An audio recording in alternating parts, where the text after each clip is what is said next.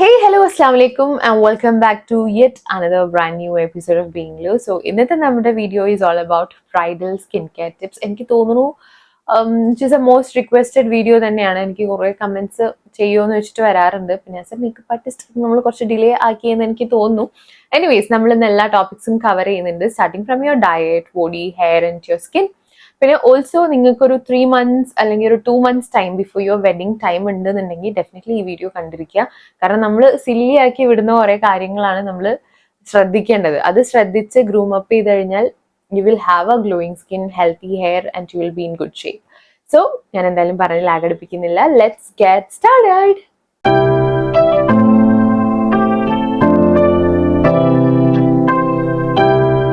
പിന്നെ പൊതുവെ ഇപ്പോഴത്തെ കല്യാണങ്ങളുടെ ഒക്കെ ഒരു പ്രശ്നം എന്താണെന്ന് വെച്ചാൽ നമ്മുടെ ഈ ഒരു പ്രിപ്പറേഷൻ ടൈം ഒന്നും ആരും കണക്കിലെടുക്കില്ല. Like after you get engaged ഒരു 2 weeksനുള്ളിൽ വെഡിങ് ഉള്ളവരായിരിക്കും അധിക പേരും ഉണ്ടാവുക.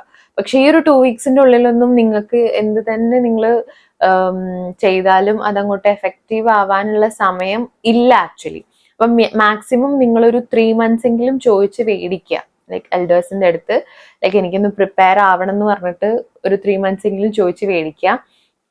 അങ്ങനെയാണെങ്കിൽ പെർഫെക്റ്റ് ആയിട്ട് നിങ്ങൾക്ക് കുറെ കാര്യങ്ങൾ ഒന്ന് അതിലേക്ക് ഒന്ന് ഒരുങ്ങാൻ വേണ്ടി പറ്റും. സോ അതിലേക്ക് ഹെൽപ്പ് ചെയ്യുന്ന കുറെ കാര്യങ്ങളാണ് ഇന്ന് ഞാൻ ടിപ്സ് ആയിട്ട് നിങ്ങൾക്ക് പറഞ്ഞു തരുന്നത്. അതിൽ first tip is all about haircut and your hair colour. Oh my god, like I literally got brides saying ഞാൻ ഹെയർ കട്ട് ചെയ്യട്ടെ. ലൈക്ക് ഒരു 1 week മുന്നേ ഒക്കെ വന്നിട്ട് എന്നോട് ചോദിക്കും ഞാൻ ലെയർ കട്ട് അടിക്കട്ടെ, അല്ലെങ്കിൽ ഞാൻ ഇന്ന step cutting or feather cut ഇങ്ങനെ എന്തെങ്കിലും ചെയ്യട്ടെ എന്നൊക്കെ ചോദിച്ചിട്ട് വരാറുണ്ട്.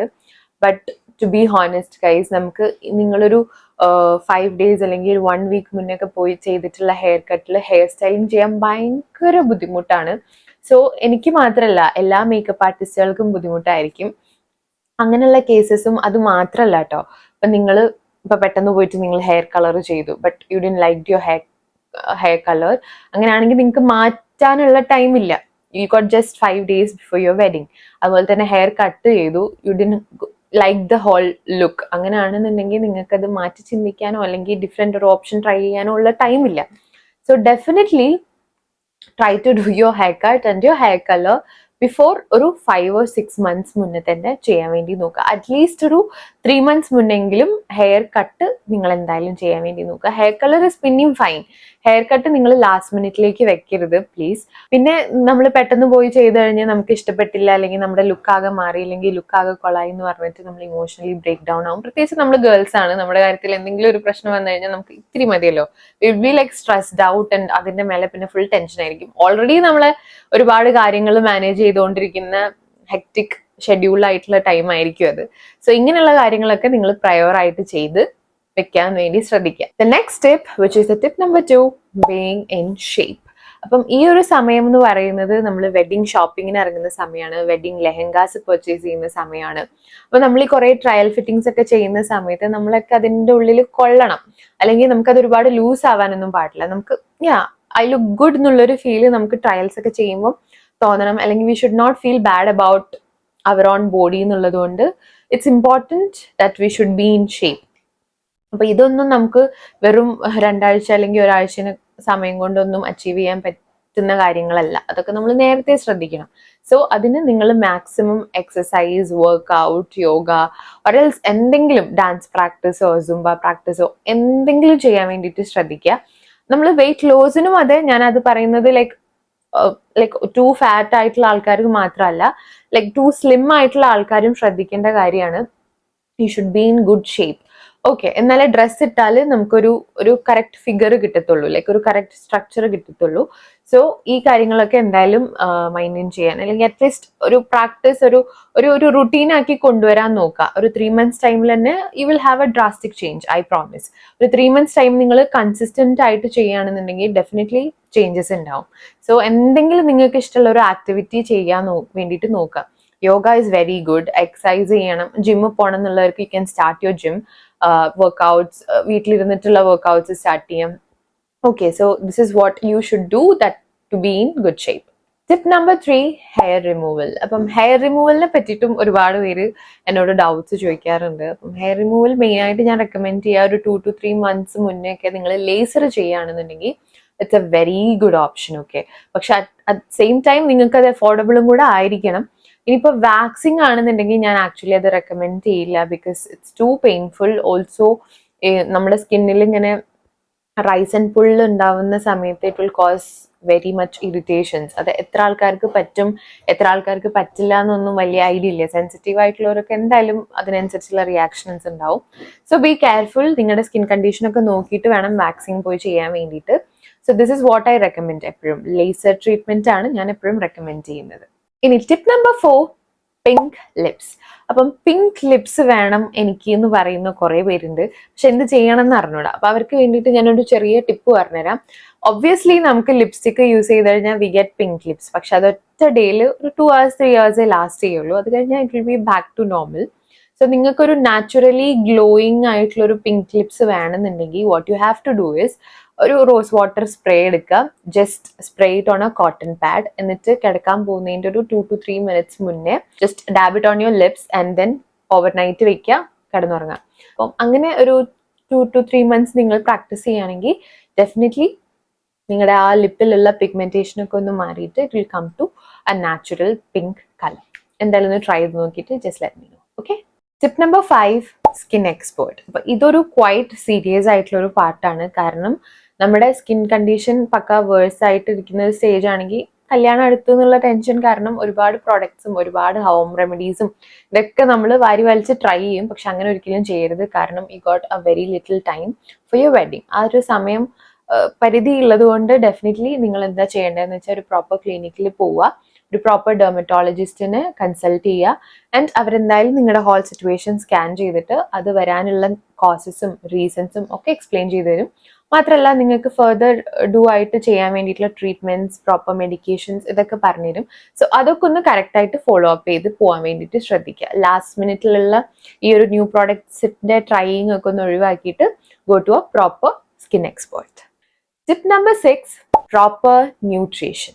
അപ്പൊ ഈ ഒരു പാർട്ടും നമ്മൾ അധിക പേരും സ്കിപ്പ് ചെയ്യുന്ന ഒരു സംഭവമാണ്. ഫുഡിന്റെ കാര്യത്തിൽ കല്യാണ തിരക്കാവുമ്പോൾ നമ്മളെല്ലാവരും ഒന്നൊന്ന് കോംപ്രമൈസ് ചെയ്യും. കാരണം തിരക്കായിരിക്കുമല്ലോ, ഡെഫിനറ്റ്ലി നമുക്ക് ഒരുപാട് കാര്യങ്ങൾ ചെയ്ത് തീർക്കാനുണ്ടാവും. പക്ഷെ അങ്ങനെ ചെയ്യരുത്.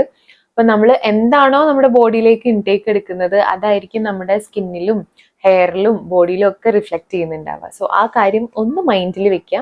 മെയിനായിട്ട് hydration, like you have to drink a lot of water.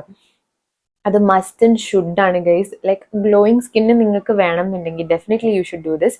കാരണം മേക്കപ്പിന്റെ സമയത്ത് നമുക്ക് ഗ്ലോയിങ് മേക്കപ്പ് ഒക്കെ ചെയ്ത് കഴിഞ്ഞാൽ ഫേസിൽ ഗ്ലോ ഉണ്ടാവും ഡെഫിനറ്റ്ലി. പക്ഷെ അതൊരു ദിവസം മാത്രമേ ലാസ്റ്റ് ചെയ്യൂ എന്നുള്ള കാര്യം കൂടെ നിങ്ങൾ മനസ്സിലാക്കുക. നമുക്ക് കല്യാണത്തിന് ശേഷം നമുക്ക് ആ ഒരു ഗ്ലോ വേണമെന്നുണ്ടെങ്കിൽ ഇതൊക്കെ പ്രാക്ടീസ് ചെയ്യൽ നിർബന്ധമാണ്.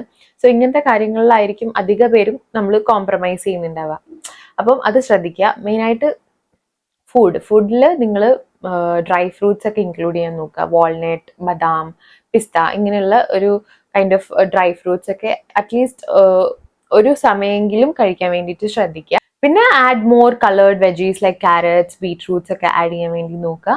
അതുപോലെ തന്നെ പപ്പായ നല്ല ഫ്രൂട്ടാണ്. ഇറ്റ് ഗിവ്സ് യു ഒരു ബ്രൈറ്റ്നെസ് തരും സ്കിന്നിന്. You know that. ലൈക്ക് പപ്പായ ഫേഷ്യലൊക്കെ നമ്മൾ എപ്പോഴും പോയി ചെയ്യുന്നതാണ്. അതുപോലെ തന്നെ ഗ്രീൻ വെജീസ് ആഡ് ചെയ്യാൻ നോക്കുക. മോർ സാലഡ്സ് നിങ്ങളുടെ ഡയറ്റിൽ ഇൻക്ലൂഡ് ചെയ്യാൻ വേണ്ടിയിട്ട് നോക്കുക. ഒരു you can achieve this by eating healthy and eating right. ഒരു പോർഷൻ കൺട്രോൾ ഒക്കെ വെച്ചിട്ട് ചെയ്യാൻ വേണ്ടി നോക്കുക. You can definitely achieve this in 3 months time. Tip number 7, oily skin types. അപ്പൊ ഓയിലി സ്കിൻ ടൈപ്പ് ഉള്ളവരോട് എനിക്ക് പറയാനുള്ളത്, നിങ്ങൾ എന്തായാലും CTMS റൂൾ ഫോളോ ചെയ്യുക.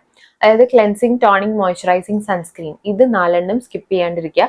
പക്ഷേ ഇതിപ്പം നമ്മൾ ഷോപ്പിങ്ങും കാര്യങ്ങളും ഒക്കെ ഉണ്ടാവുമ്പം ഒരു 100 തവണ പുറത്തു പോകുന്നതിനനുസരിച്ച് അത്രയും തവണ നിങ്ങൾ ഫേസ് വാഷ് ചെയ്യണം എന്നല്ല കേട്ടോ ഞാൻ പറഞ്ഞത്. It is always recommended to use face wash maximum of 2 times a day. അതിൽ കൂടുതൽ യൂസ് ചെയ്ത് കഴിഞ്ഞാൽ ഡെഫിനറ്റ്ലി നിങ്ങൾക്ക് സ്കിന്നിൽ പ്രോബ്ലംസ് ഉണ്ടാവാൻ ചാൻസസ് ഉണ്ട്. So always keep a blotting paper. അത് ഹാൻഡി ആയിട്ട് എപ്പോഴും ബ്ലോട്ടിംഗ് പേപ്പർ നിങ്ങളുടെ പേഴ്സിലോ നിങ്ങളുടെ കയ്യിലോ കീപ്പ് ചെയ്യുക.